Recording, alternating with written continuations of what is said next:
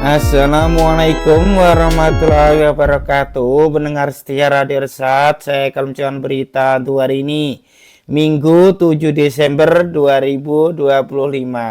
Sari berita penting.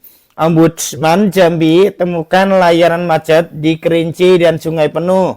Sejumlah kepala OPD diganti. Berita kedua, warga sebut Datuk Rio Pemunyian ikut main peti di Hulu Batang Uleh. Berita ketiga, keluhan pengungsi Galudo Silareh Ayah ke Wapres, berbagai bentuk bantuan datang.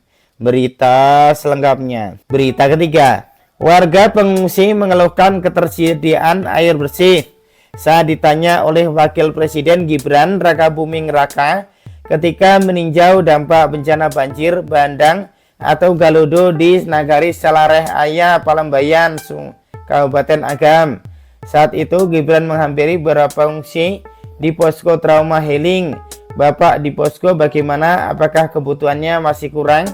Ujar Gibran Kamis 4 Desember 2025. Warga kemudian menjawab ketersediaan air bersih yang belum ada di posko pengungsian. Mereka harus menumpang mandi ke rumah warga yang tidak terdampak banjir. Air bersih Pak, di posko tidak ada air untuk mandi, kata salah satu pengungsi. Selain itu, warga juga mengeluhkan tidak ada sarana MCK mandi cuci kakus yang bisa digunakan, padahal warga sudah hampir sepekan menginap di tenda pengungsian. Gibran mengatakan akan segera memenuhi kebutuhan tersebut. Oke Pak, kita akan segera bantu untuk kebutuhan air bersih, ujar Gibran. Dalam kesempatan itu, Gibran juga melihat kondisi jumlah jorong yang terdampak Galudo cukup parah. Gibran memastikan pemerintah mempercepat pendistribusian bantuan dan memulihkan di wilayah terdampak. Saya menyampaikan duka cita yang mendalam kepada seluruh korban. Bapak Ibu tidak sendiri, warga Sumatera tidak sendiri, ujar Gibran.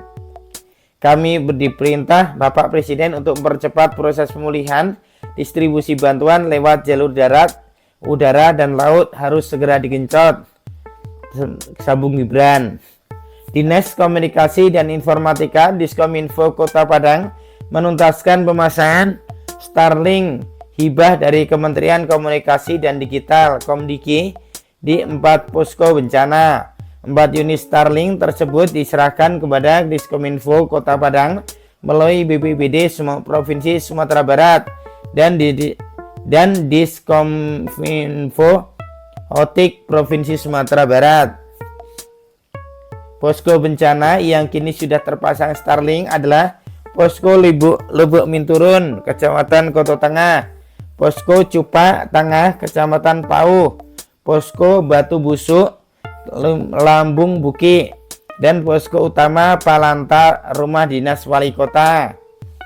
Pemasangan Starlink diharapkan dapat memperlancar jalur komunikasi dari masing-masing posko bencana.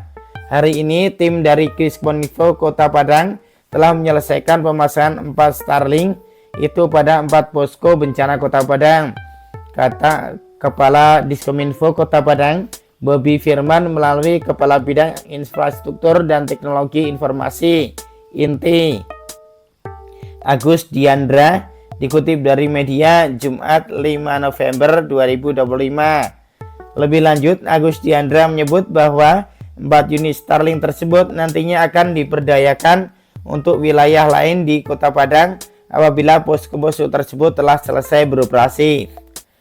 Dan bisa juga di-standby-kan untuk keperluan mendesak, lain ke depannya, pungkas pria yang akrab disapa Dian itu. Ratusan siswa SDN 07 Gunung Laweh kehilangan pakaian seragam sekolah ketika bencana banjir bandang lalu. Traumatik terhadap bencana banjir dihilangkan lewat trauma healing yang diberikan. Sekretaris Dinas Pendidikan dan Kebudayaan Kota Padang Nur Fitri saat dihubungi menjelaskan bahwa 180 siswa di daerah terdampak bencana itu ke sekolah hanya menggunakan pakaian bebas. Mereka telah diberi dukungan pemulihan psikososial.